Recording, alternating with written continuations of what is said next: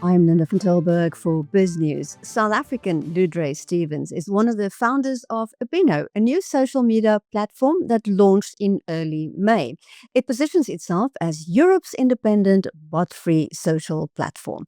And we have Ludré with us in the studio. Hi, Ludré. Thanks for joining us. Hi, Linda. Thank you for having me.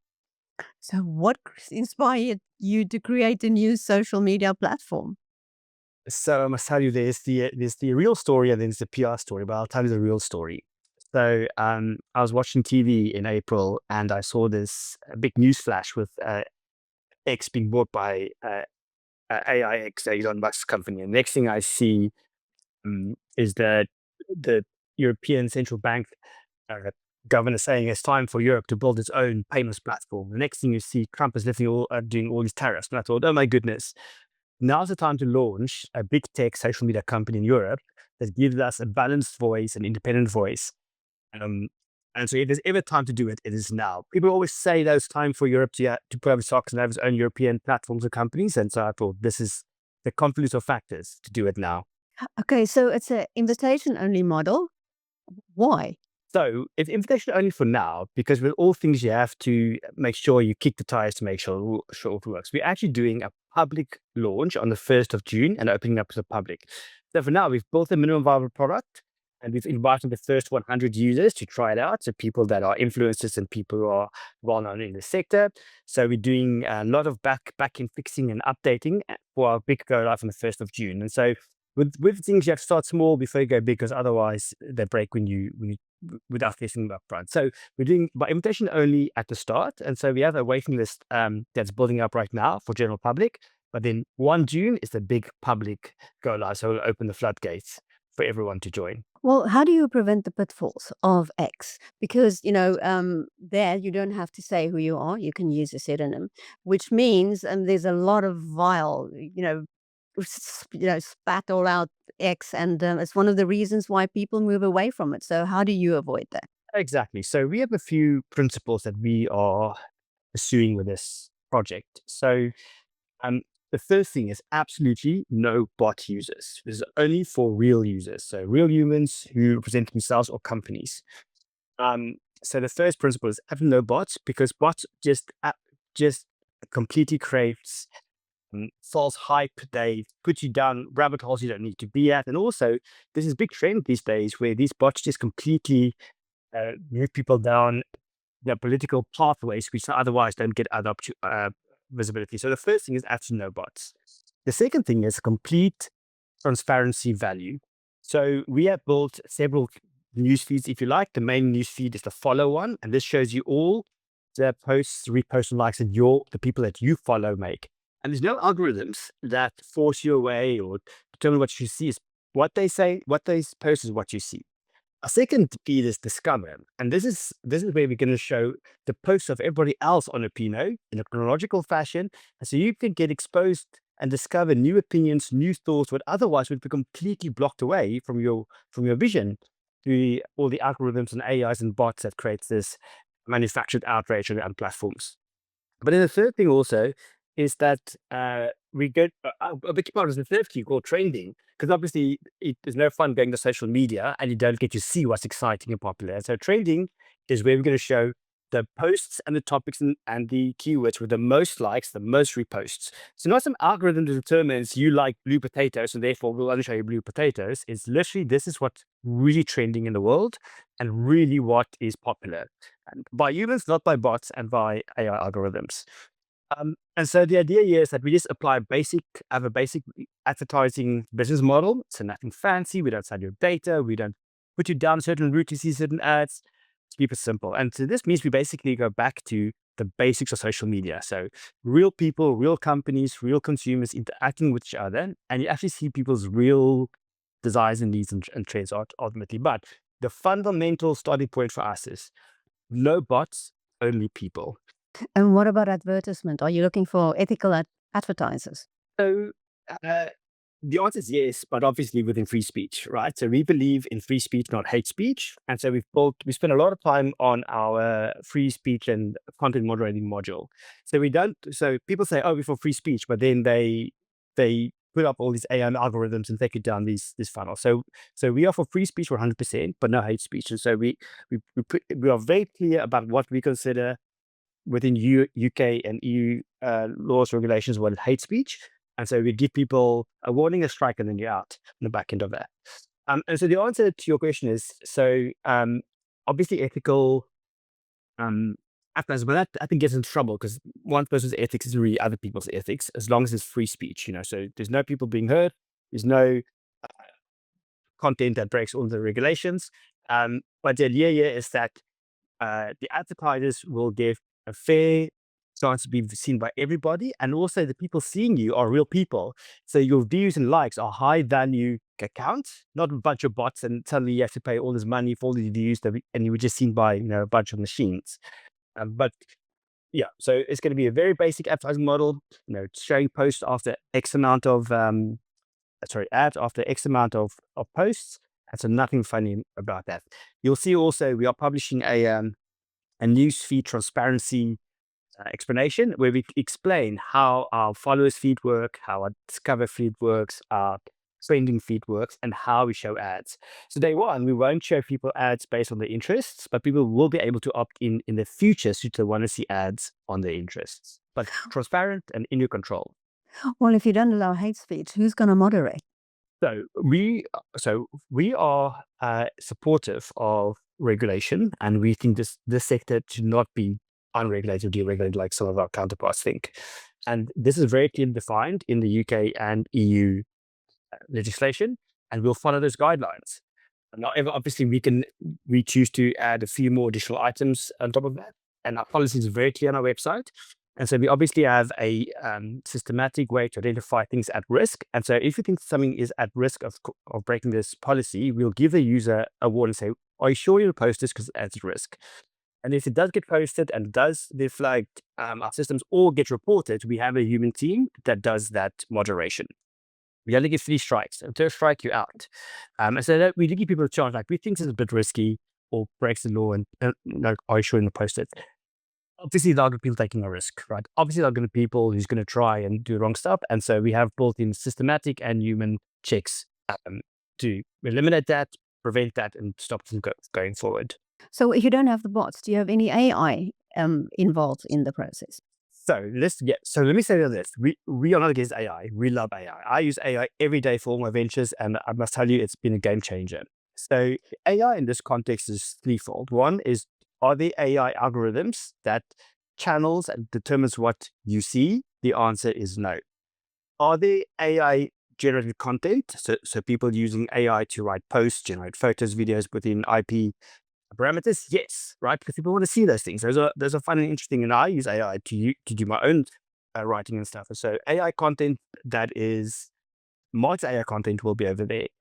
There will not be any bots. So bots is a system or AI engine that has an account and it likes things and changes things around. One thing actually to mention on top of that though is one of the big pain points right now with traditional social media is this thing about nano influencers. So people who get paid per like a repost, and you have there's one account who like repost a topic 40 times a day on different pictures. And so these are nano influencers who don't believe in that cause, who are just being paid tiny amounts of money to create this manufactured outrage. And so we have also put together a policy to not have these nano influencers. And so the way we're going to combat that is, if you get paid to do something, then you must declare it. So obviously advertisers are advertising, so people know that the thing I'm seeing is that they're paying a peanut to show this to us. And if you are an influencer or nano influencer, you get paid by this. So you get paid for product placement or you get paid to repost, then you must declare that. And so people know, like, this account, even though it's verified human, is doing this for someone else's benefit. So we thought bots were the big enemy. Actually, it turns out these nano influencers is the other army that we need to manage. Yeah, and seeing that both of us are South African, there are apparently an army of these nano influencers in South Africa who are being paid. Absolutely. And, so obviously it's a global phenomenon. So in South Africa, there's, it's known about recently with the VAT hike and the well-established article by the Daily Maverick on that. But all around the world, I mean, the Iranian election had to be rerun because of all of these fake accounts on TikTok, of which there were 27,000 spent in that account. And I think it's a global phenomenon, not just South Africa, but we obviously know about two recent examples of that here in the essay. And so the thing is here, we must make sure that it's fine. We don't get influencers, but if you get paid for it, you must just be transparent about it, because we're about taking back authentic human experience on social media. And then it's clear if you advertise, it's clear if you are an influencer, and absolutely never a bot, never a robot. Well, can we look at the business model? Because I assume this is to make money with. Yes, who's in this with you? Where you're heading? What kind of funding do you have? absolutely. So let me start off by saying we are building this to compete, to scale. Like we are building this in an organic way, not in a hockey stick way where people think today you arrive and tomorrow you've got 100 million users. We're not, Silicon Valley chasing. We are chasing organic, real growth in order for us to be a real serious social media platform in the EU for the world and to be generally consumed. So I'm quite lucky in that I've had a few ventures, and so have my co-founders. And so we were able to knock this out quite quickly, the tech, the idea, the concept, and the business model integrations, because we've done other apps quite quickly. We're now at the point where we want to do the launch on the 1st of June. For that, we are inviting a few founding advertisers, as we call them, just 5 brands, who we will give a special spot in our journey, in our story, in our PR, in order for us to launch this without having to raise investment or in VC funding or government funding to get us off the ground. You may do that in the future if you really get to a scale, of 100 million users, and then you kind of have to get that funding in order to make sure you have the right resources in place. So we bootstrapped it up to this point. We're getting a few founding advertisers up to have the launch of the 1st of June. At that point, 1st of June, we'll have standard advertising features available where advertisers can have a post appear to users after every 10 posts, standard features. And then hopefully from that point, organic revenue will carry us up to a point where we may want to scale to, that massive mark. So the good thing about this is we don't need to break the bank to get this launched. And obviously, once you get user traction, product market fit, luckily the revenue can start quite early in this process. Well, literally, we know you more. Why we know you is because you've been involved in all these campaigns for the DA and very successful, because you managed to ensure that people can now retain South African passports and other campaigns like this. So, but what is your background that you are doing this? A good question, Linda. So, we start at the beginning. So my background is I used to work in banking, not an evil banker, and I used to work for Lehman Brothers. You guys may know this from the crash. And didn't crash because of me, just for the record. Lehman Brothers, Credit Suisse, and Morgan Stanley. And then after that, I started my career as a tech entrepreneur, and we built an email workflow tool that's used by big banks. And then after that, I got the public service bug. And so not after that, as part of during that same time, we then launched the DA abroad. So the DA, as you mentioned, is a South African political party, and it's the overseas network for the DA. And so that helped me kind of give back a bit more to society and be part of a solution rather than someone who complains about stuff. But since then, I've also launched a few other smaller ventures like Easy Schedule apps and so forth. So my daytime job is I'm a tech entrepreneur. My nighttime job is I volunteer for the DA abroad. And in between, I get all these crazy ideas that makes me think, why do I keep doing this to myself? But the nice thing is, after you've done a few of these, it becomes easier because then you have the contacts, you have the know-how, so on and so forth. But yes, I must say, Linda, I'm so proud that last week we won a court case in the Constitutional Court of South Africa that said all South Africans who lost their citizenship inadvertently since 1996 because of a certain clause in a certain act got it back automatically. No ifs, no buts, no nothing. No even referred it back to Parliament to change the clause. It says this clause is invalid. So we literally got tens of thousands of South Africans their birthright back last week. So I'm very, very chuffed with that court. With 11-year battle. And, I guess because of my politics, I am aware of messaging being skewed, messaging not reaching people only seeing their own messaging and not other people's messaging. Hence why we built the Discover Q or newsfeed in our app, so you can see what other people think and say. Not just what bots and your echo chamber want you to see. But I know we are blurring the line so much now. But this is a real Mm-mm. enduy. So Well, these social media platforms have become very political, so I think that's very appropriate. exactly, yeah, Yeah. yeah. What are you hoping for? Because you're launching now.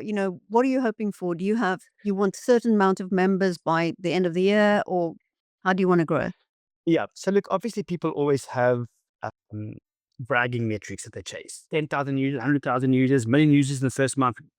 We don't want to do that right now. We now want to get product market fit, because if you get product market fit, the rest follows. Product market fit means the consumers, the people who post stuff, and the advertisers get value for money. And it may take us a little while to get product market fit exactly right. And I'm kind of okay with us doing that, because then growth becomes easier. However, if you try to grow before you have product market fit, you burn cash, you grow too fast, and you opt for something that's just not going to survive. So the thinking right now is, let's do the public launch after we've had this initial MVP test up by invitations, get feedback. If we don't get traction, then we adapt the model, because obviously, our approach initially was, oh, let's stop all of this noise and let's just get the real message out there. But people want hype. People want to know what's going on in the world, and that's what the feedback that we got was based on that. So therefore, we added the trending tab, which is now we can see what people in general like, repost, and see, and then you see what real popularity is, and you see what really the topics are, as opposed to manufactured, paid for outrage. And that's the first example of how we're getting closer to product market fit. So to answer your question, is that so our first objective is product market fit, and that might take us a little while, but obviously we plan to be a large app, like European big tech, dare I say, tens of millions of users. I can only hope and wish once we get product market fit. And you want to take on what Twitter, Threads, Blue Sky? Well, so I see us as an alternative or a complement. So those tools obviously have huge followers, huge purposes, and they obviously have great advertising things that work for them. And perhaps our niche becomes then the non-noisy one. The more rational companies come to our site to make announcements about their financials and their listings and their events, and they go to those sites to gossip and politics and whatever. I don't know yet. We're going to figure out what that product market fit eventually is. The idea is here that we are a micro-blogging site, so same basic concept as Threads and Twitter and Blue Sky and all the other ones. Basic concept, but the difference is no bots, no AI, no manufactured outrage, just back to basics. Wow, Ludre, sounds also exciting. We'll watch this space definitely. Thanks so much. Thank you, and thank you, Linda. Thank you for having me. I really appreciate it.